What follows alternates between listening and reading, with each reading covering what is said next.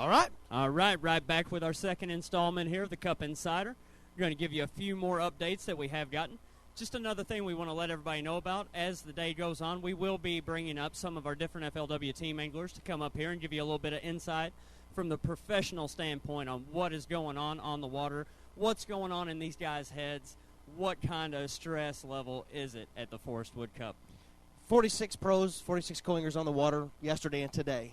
We're here inside the Shreveport Convention Center here at the Forrest Wood Cup presented by Walmart. You said it right. There's tons of pros that fish on the Walmart FLW Tour.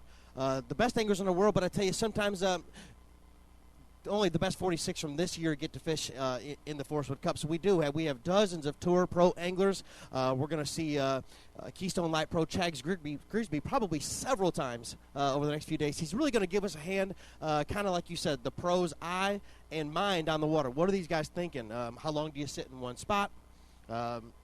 Lure choice, things like that. Just something that you and I, not pro anglers, wouldn't know.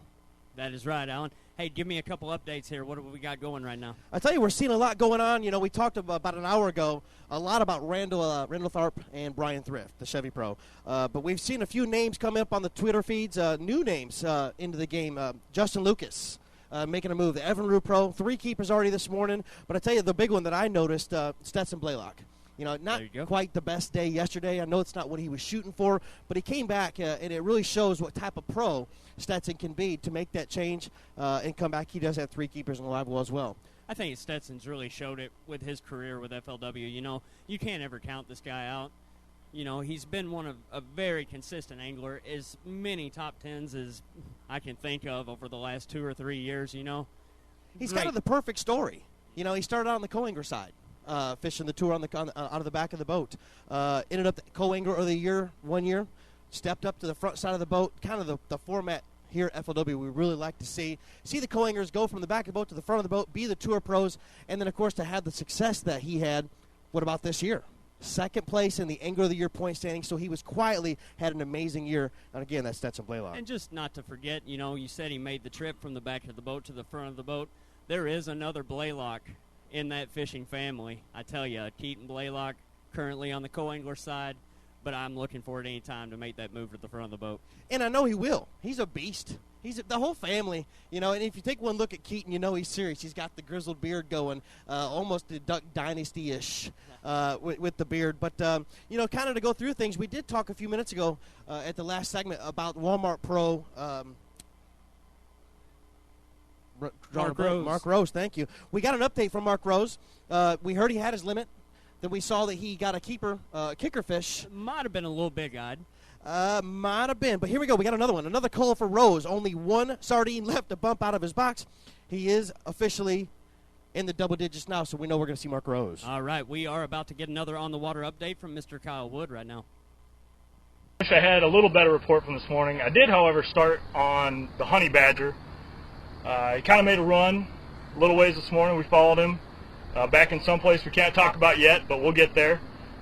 He put 2 good fish in the boat pretty quick, too. I think he had probably, I'd say, 5 pounds in about an hour. Way better start than he had yesterday. There was one other boat in this area. James Watson was fishing around in there and saw him catch one. Kind of started messing with Tharp's head, too. He lost a few fish. I'd say probably 6 or 7, maybe. And you could kind of see it start getting spun out, but he kind of sat down, took a little break, caught a couple, finished out his limit, and he just made a run to kind of, I assume it was the spot that he caught most of his weight yesterday. And we left him. We're running up the river now. Not much activity going on. We're actually getting pretty close to Shreveport. And we've seen one boat. That's JT Kenny, who we're about to go make a stop on here in a second. So that's about it so far. Honey Badger starting off way better than he did yesterday. Back to you guys. Hey, thank you so much, Kyle. Great update. Good to know that Randall the Honey Badger Tharp is doing it to it this morning. Got Chad Grigsby, Keystone Light Pro, has joined me up here on stage. Chad, first thing I'm going to ask you. Everybody's been talking about it over the last night and this morning. Did you expect to see 2 18-pound bags this week at the Red River? I tell you what, this time of year, I really didn't think we would see that kind of stringers, but, I mean, obviously it's the best guys in the world, and you get a couple of key bites like Randall, you know, and Thrift. I think Thrift had a great big one yesterday, and Randall's were just all solid keepers. So, yeah, I think I was pretty surprised. Good deal. You know, you've also got one of the living legends of the sport, Larry Nixon, right there in it. Third place he sits right now. How great is it to see a guy like Larry Nixon up in the top 10 after day one? Well, Larry's one of my good buddies, and I thought, everyone thinks, if Larry would win a big tournament like this, maybe he'd retire. He's not going anywhere. He just loves it. He loves the sport. He loves competing. He loves, competing against the best in the world. And you can't take competition out of a competitor, can you? No, he loves it, and he's not. He's getting older and he can't do the things that he used to do, and he'll tell you that, but he's still a competitor, and I think Larry's right where he wants to be.